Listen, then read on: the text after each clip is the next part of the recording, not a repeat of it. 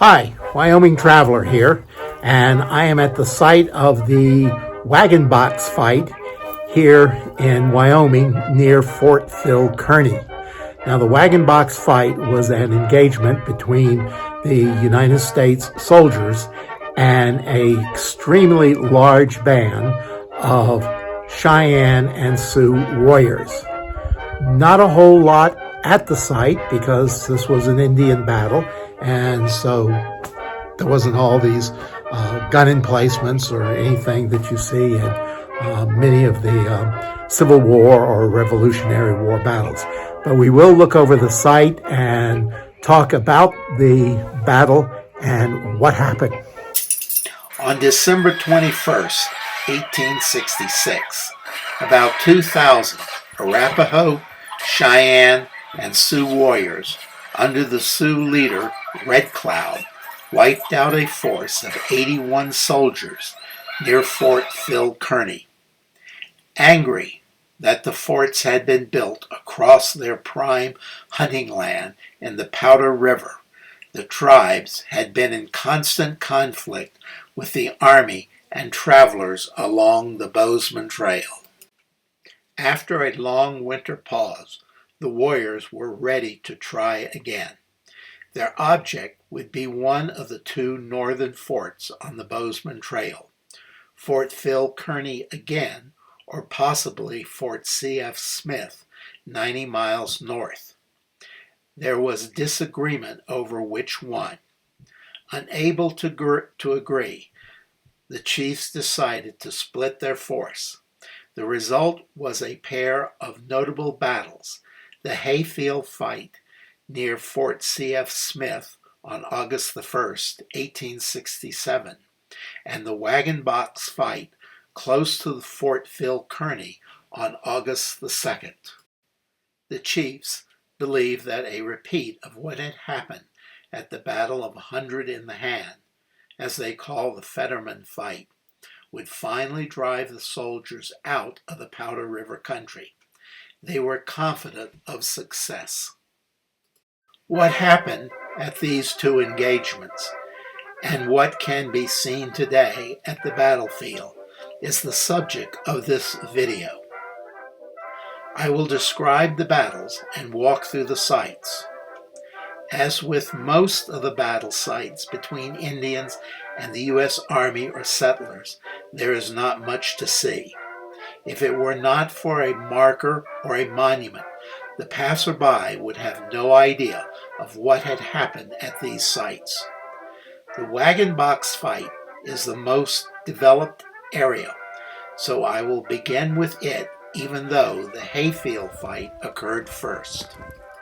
Civilians were hired by the Army to cut wood for fuel and building material, as well as to mow the tall prairie grass for hay, which fed the livestock.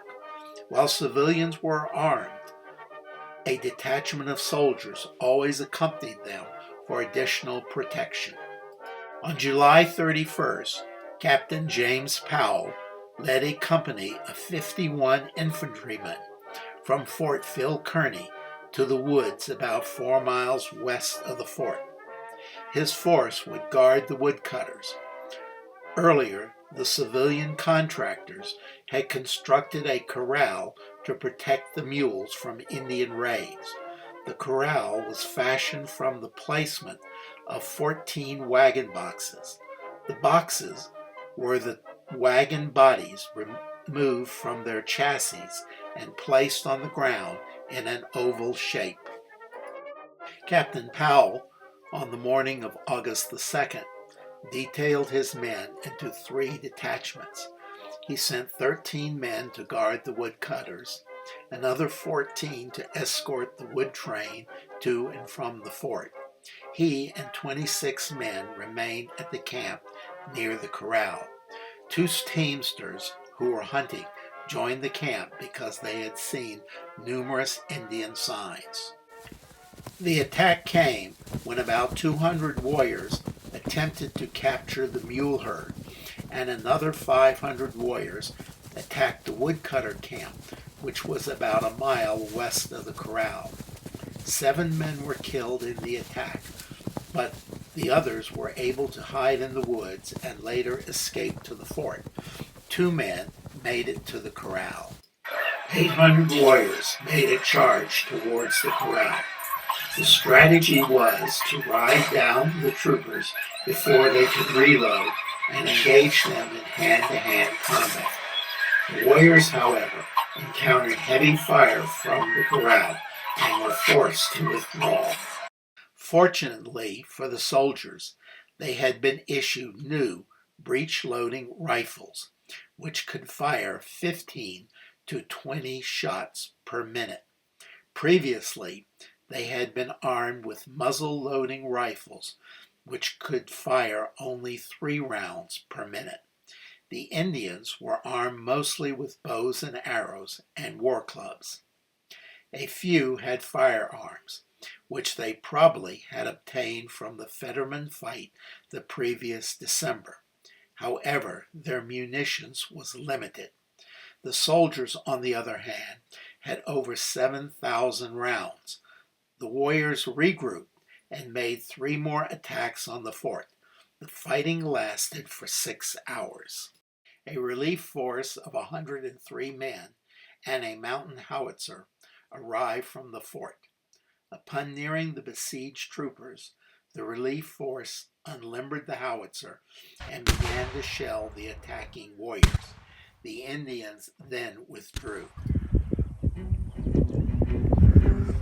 We move along the trail. The state has placed several historical plaques commemorating the battle and telling about it.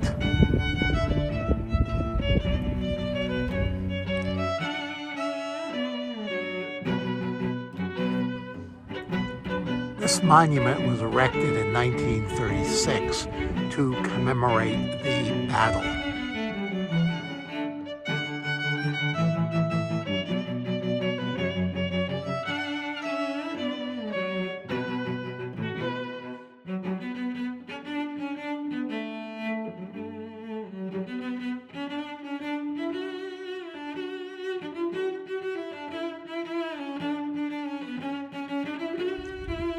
Here's a view of the surrounding area.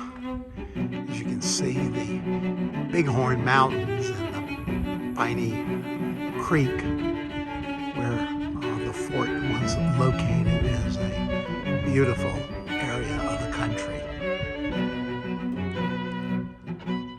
Here we have our closing view of the area of the Wagon Box Fight.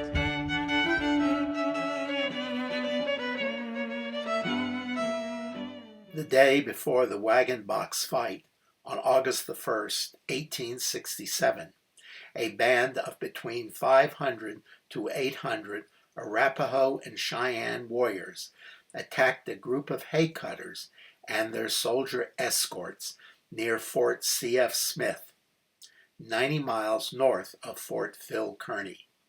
Earlier, the garrison had built a fortified log corral with lattice framework on the top for protection. That morning, pickets on a hilltop warned the 20 soldiers and 9 civilians of a large number of approaching Indians. The men raced for the corral and took cover behind the logs, with charging Indians quickly behind them. The defenders fired a quick volley. The Indians charged the corral, expecting to overrun the soldiers in the 20 to 30 seconds it would take for the soldiers to reload.